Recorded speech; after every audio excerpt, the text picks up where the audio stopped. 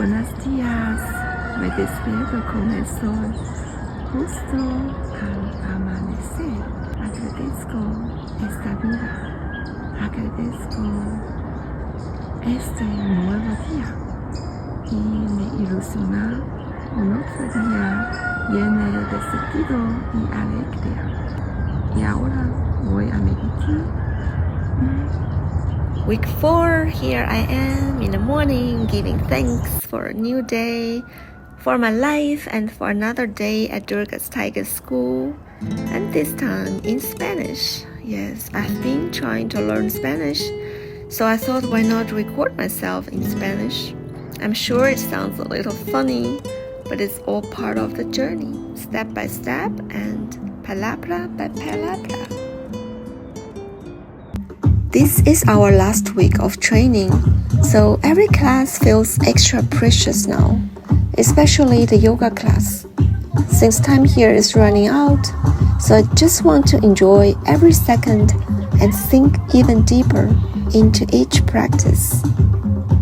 And I don't think I've mentioned this yet, but here at our school, when you walk into a yoga class, the first thing we do is not asana, not meditation, not breathwork. Nope, it's dance. Yes, that's right. We kick it off by moving, shaking, waking up the body, and getting the energy flowing. Because Kala Yoga comes from a tantric lineage, and Tantra is really a lot about celebration. Celebrating life, celebrating pleasure, and celebrating us.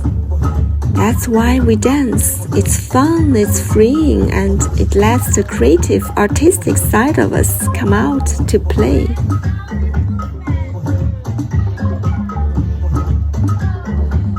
And honestly, sometimes I forget we even have yoga coming after the dance. I lose myself so easily in the music and rhythm. I could dance for hours. But thank goodness, I also love yoga. And once we finally drop into the sequence, it feels just as juicy as the dance. Only it connects me more with my breath. My whole body relaxes, and sometimes I even slip into an altered state of consciousness. It's like the dance opens me up, and then the yoga takes me deeper inside.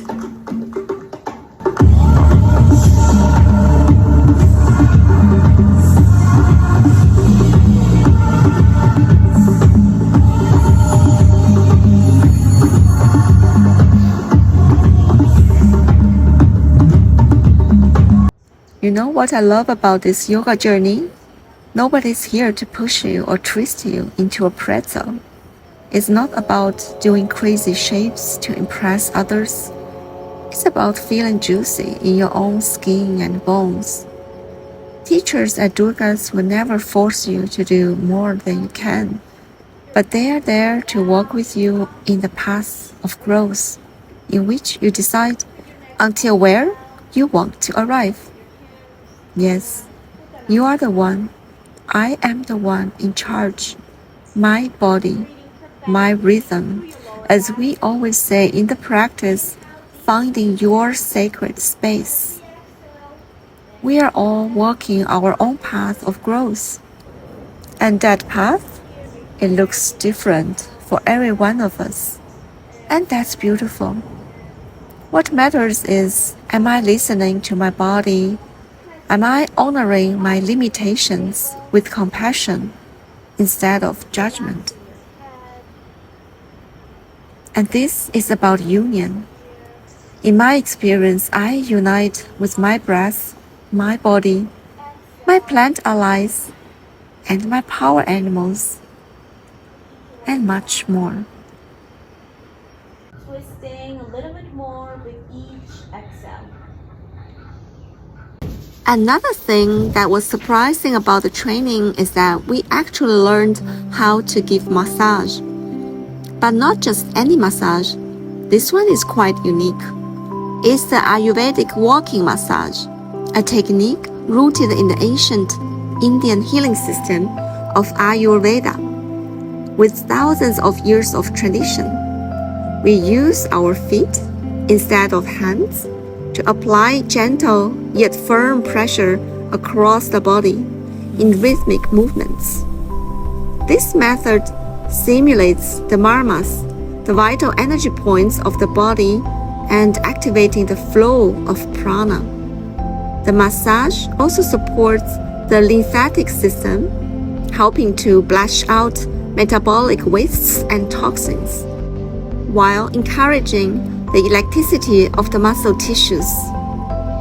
It is not just relaxing, it supports the health of the whole energy system and prepares our body for an even deeper yoga practice. The more we practiced, the more I fell in love with the sensation of melting. That deep surrender where the whole body softens into the ground and time seems to slow down.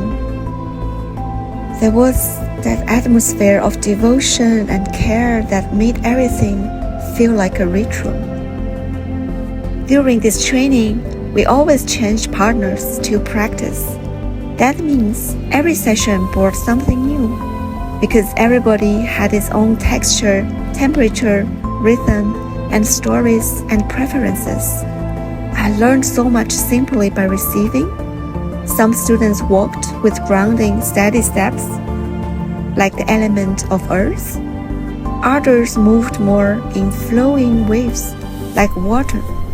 And I learned just as much by giving, tuning into each person's breath, energy, and subtle shifts under my feet. So the one receiving is Shakti, and the one giving is Shiva in sacred service. And it's a lot about communication. Shiva doesn't assume what Shakti needs. Shiva checks in with care and love. And Shakti is never passive. She can speak up anytime. Ask for more pressure, ask for less, express how she wants something to feel like. And that was so beautiful. It taught me that communication is part of the touch, part of the massage. That the most healing thing isn't about doing it perfectly, but simply being present for whom you serve.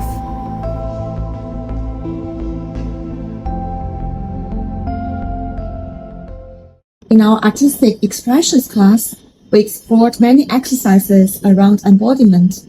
And one of the most powerful practices for me was the one where we met our voice. Yes, our voice.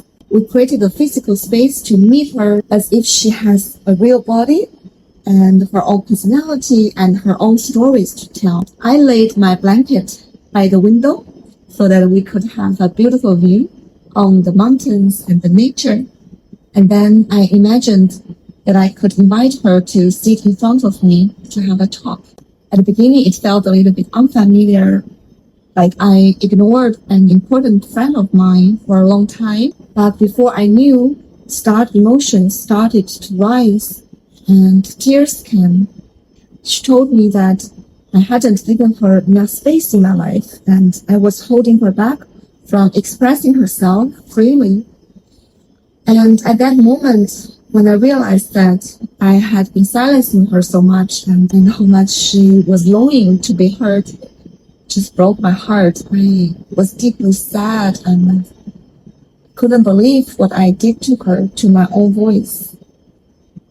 And then after that emotional roller coaster, oh, what's happening now to my voice?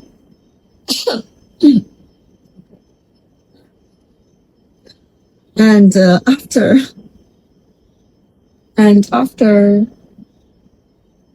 after that emotional roller coaster, I just felt grateful that I finally and officially met her, and I gave her a voice.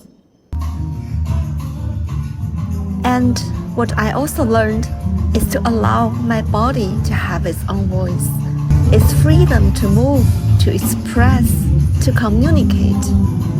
And sometimes is to pause for a moment just to listen to the voice arising from within.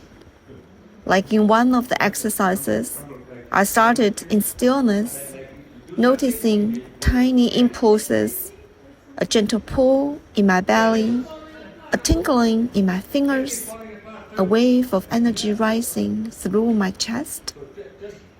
And often, my body surprises me. Suddenly, she wants to draw a circle with my arms or legs, or rise up sharply, or even throw herself onto the floor. So I let it. I surrendered with zero resistance to whatever my body wanted to express. As I moved, sensations start to surface. Sometimes it was ecstasy, sometimes frustration, sometimes both as a mixture. And then sound began to rise too.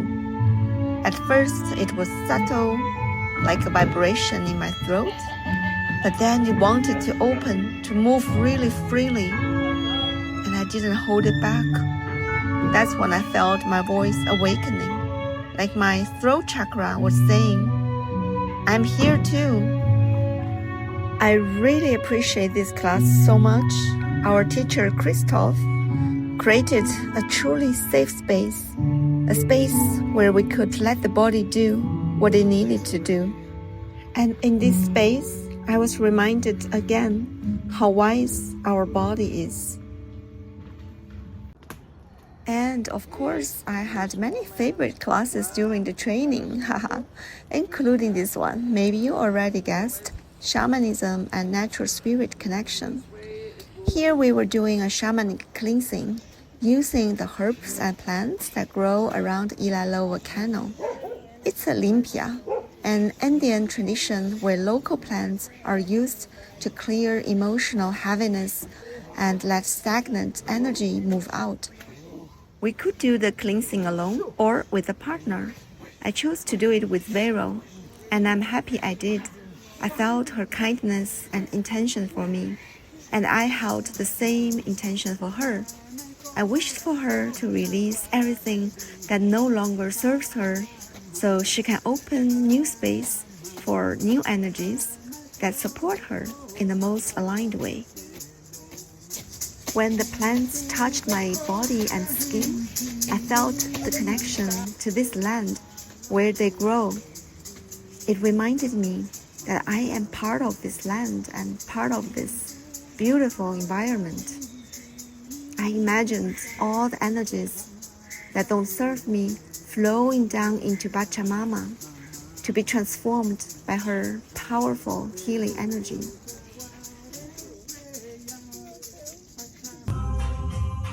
Time passed by too fast, too many moments I want to document and forever remember.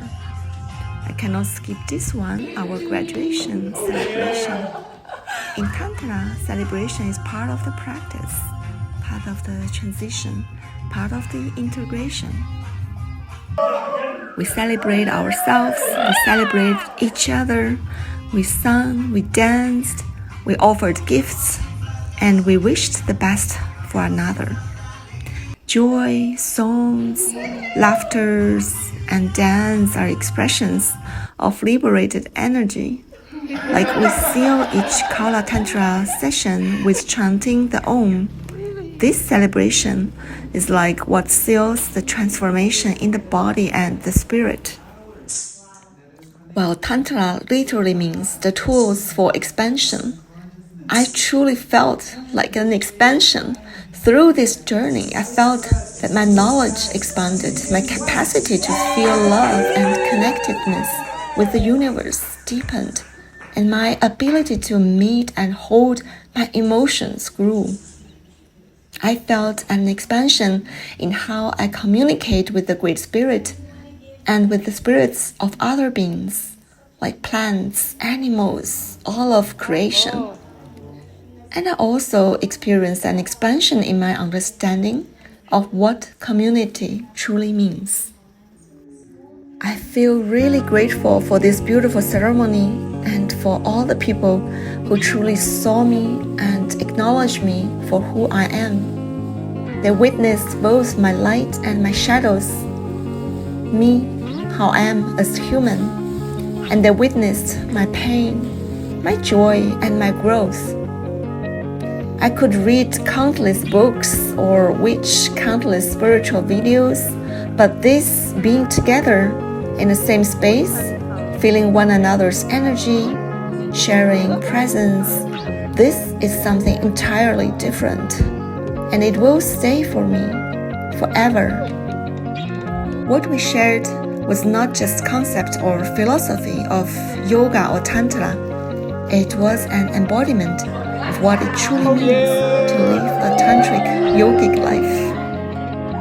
Today is my last day at Durga's Tiger School, and now I'm standing on a rooftop just above my room and admiring the breathtaking view and drinking in the crystal and beautiful air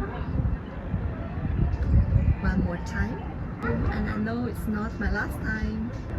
The beauty, the healing energy of this sacred land all flows alive in me on the slope of the volcano Ilalo. So much happened here. Tears, laughters, moments of clarity, moments of mystery, and so many beautiful connections, friendship that I will carry in my heart. I came here with the intention to deepen my practice, and what I received is so much more, especially through the shamanic and tantra rituals. I was given the opportunity to meet myself, to face my light, to hold my shadow, and to embrace all of me and all of my personal power. They are healing tools for healing, for grounding, for remembering who I am. And I don't want to keep it just for me. I want to offer them to others because I have seen how powerful they are, so that I can use these tools to support the others to release, to reconnect, and to rise. Am I sad? Yes, a little bit. But I know this is not a final goodbye. I know that I will be back. I will take the time to integrate everything what I experienced here. And then I know it's time to step out of this bubble, to share it with the world, to live it in my daily life.